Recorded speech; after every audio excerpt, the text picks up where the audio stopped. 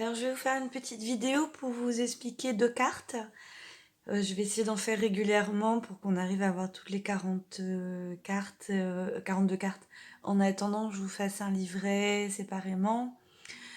Donc voilà, alors donc les nymphes par exemple, on va faire 2 cartes, c'est simple aujourd'hui pour commencer. Alors les nymphes, ce sont euh, des êtres hein, qui sont liés aux divinités, qui sont déjà cités dans la mythologie grecque antique et en fait qui sont liés à la nature. Donc des nymphes, il y en a dans tous les éléments, il y en a dans l'eau, il y en a dans les arbres, les plantes, enfin il y a vraiment même les minéraux, tout ça. Les nymphes sont un peu partout. Elles ont des noms différents d'ailleurs, même le feu, tout ça. Elles ont des noms différents. C'est un petit peu les ancêtres, on va dire culturellement, de nos fées, nos elfes. Donc les nymphes, voilà, elles disent laissez la joie entrer dans votre cœur. Donc là, elles sont plusieurs, elles sont nombreuses les nymphes en fait, hein, elles sont jamais vraiment seules et puis elles sont liées à la nature surtout. C'est ça, il faut se souvenir de ça. Donc quand laissez la joie entrer dans votre cœur, cette carte peut évidemment annoncer une célébration à venir. Ça peut annoncer, enfin conseiller de se rejoindre entre amis, de trouver de la joie grâce aux autres, hein, parce que c'est une des rares cartes où, enfin une des rares. Il n'y en a pas beaucoup, non, mais une des rares cartes où il y a plusieurs personnes. Et il y a un côté lunaire, il y a un côté aussi, on va dire, on n'est pas dans le feu du solaire, on est dans quelque chose de plus intuitif, plus personnel. Voilà, cette joie dans le cœur, c'est quelque chose qu'on peut développer soi-même. On a l'élément eau, on est sur l'émotionnel. Voilà, c'est un petit peu suggéré l'eau. Et puis, et puis j'ai complètement oublié ce que je voulais dire. Mais bon, voilà, cette joie, voilà, et trouver cette joie dans la nature aussi, puisque ce sont vraiment les esprits de la nature, et pourquoi pas se connecter aux nymphes, aux fées, tout simplement aussi, pour retrouver cette joie. Et il y a un côté, voilà, évidemment, il y a un côté très enfant, enfant intérieur, et cet enfant intérieur, on le retrouve de mille et une façons. Mais voilà, en tout cas, par la connexion aux autres, par la nature, ce sont des moyens assez simples. Le monde des rêves, comme avec ce petit, pourquoi pas rêver, réaliser ses rêves pour faire entrer la joie. Donc ça, c'est pour les nymphes. Donc ça, c'est les petites nymphes. Donc ensuite, on a Mélusine. Alors Mélusine, c'est vraiment c'est la fée Mélusine. Elle a été très populaire au Moyen Âge.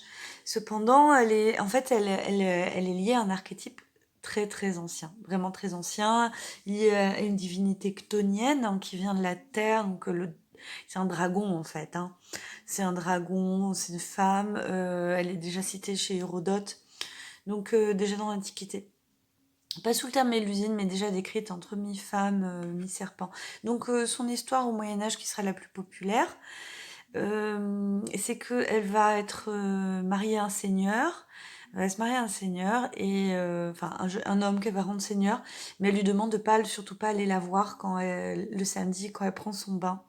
Et il respecte sa parole, mais un jour, bref, il entend des rumeurs qu'elle le trompe, et du coup, il va quand même aller voir. Et là, il voit qu'en fait, elle est femme et serpent. Donc, évidemment, elle s'en rend compte, et puis s'enfuit par la fenêtre, transformée en dragon. Donc, bon, il y a plein de sens cachés derrière ça. Sur cette carte, j'ai axé sur justement ce petit peu double tranchant, puisque évidemment, elle avait déjà des pouvoirs hein, dans l'histoire.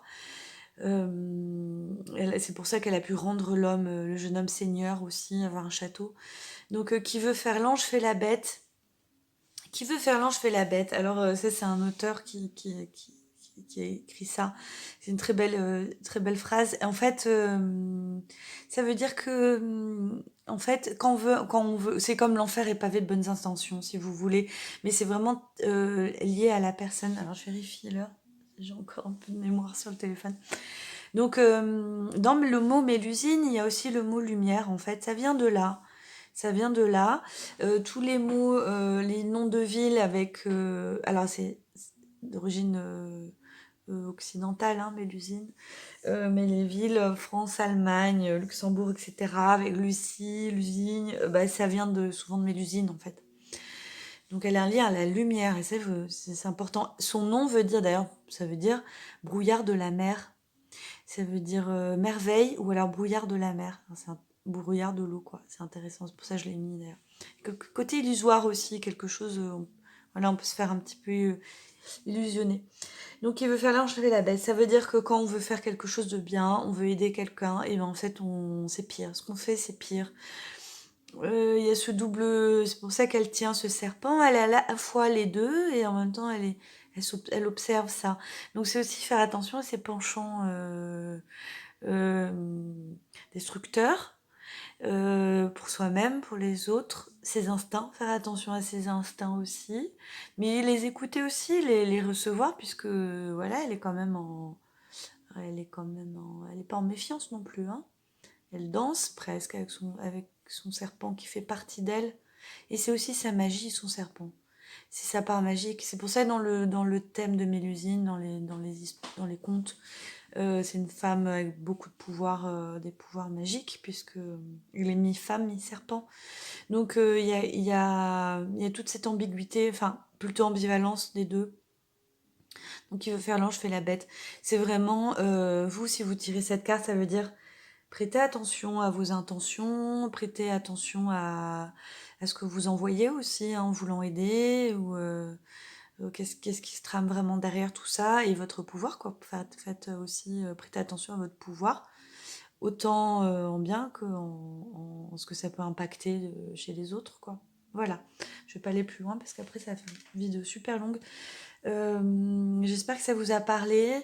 On peut explorer, hein, pendant des millions d'années parce qu'évidemment, moi ce que je vous encourage, c'est que quand il y a une carte qui vous parle, allez lire son histoire et puis les contes, carrément lire les contes, plutôt que les gens qui en parlent, on va dire, enfin, dans des histoires, carrément lire quand ils évoluent, en fait, vous allez mieux les comprendre.